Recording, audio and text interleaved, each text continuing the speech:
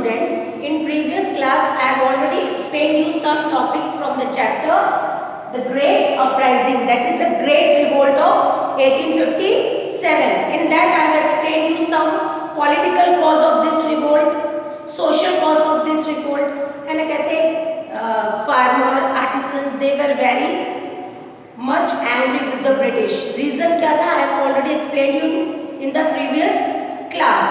Okay, today we will discuss about the religious cause. धर्म से related क्या reason था कि the people were against the British. A major cause of uprising was fear among the people. लोगों के बीच में डर हो गया था that the company या फिर the British wanted to convert all Indian into Christianity. सबको जो क्रिश्चियन धर्म है उसमें बदलना चाहते थे कंपनी या फिर ब्रिटिशर्स. इसलिए people they were very much angry with the British, क्योंकि धर्म से रिलेटेड चेंज कोई भी नहीं करना चाहता था. इसलिए they were protest, they tried to protest against this.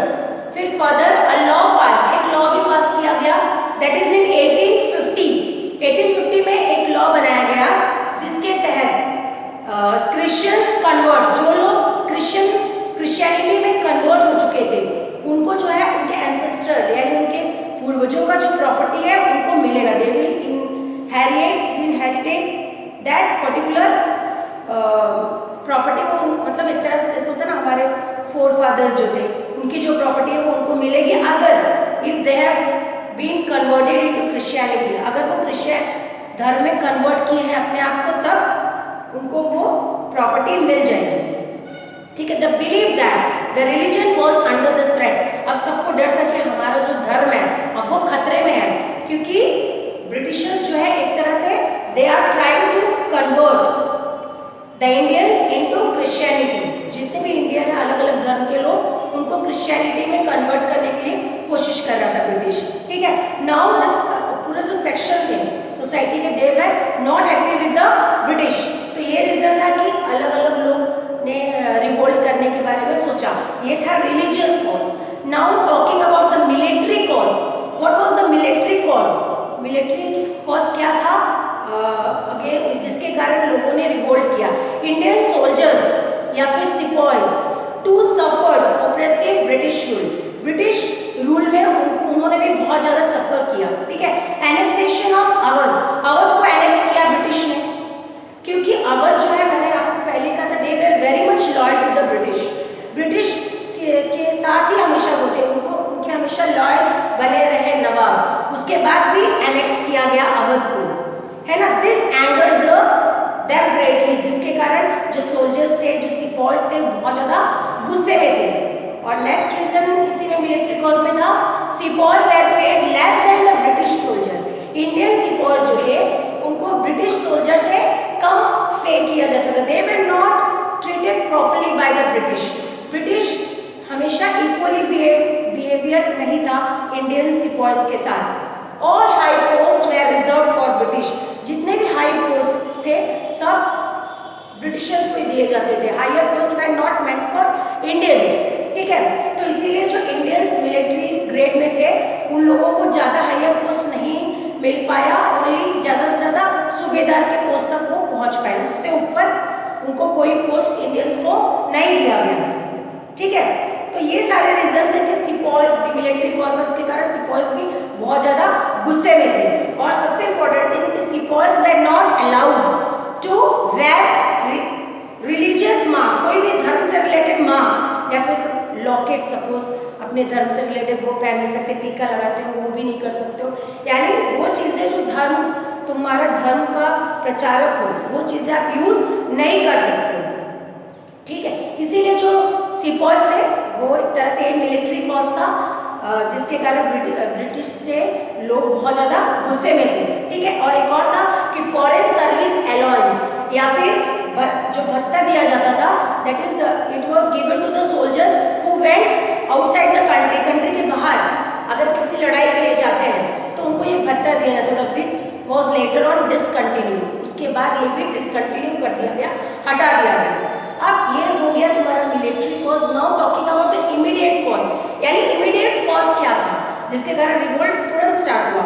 मैंने आपको स्टार्टिंग में बताया था ना कि कार्ट्रिजेस के बारे में, द राइफल, एनफील्ड राइफल जो बनाया गया था इंडस्ट्रीज में, तो ये एक चारों तरफ रूमर फैल चुका था कि जो राइफल था तो कार्ट्रिजेस भरने से पहले जो कार्ट्रिज जो था it was covered with wrapper में कवर था, तो उस रैपर को हटाने के लिए they have to soldier have to bite off करना पड़ता था, मतलब दांतों से काटना पड़ता था, ठीक है।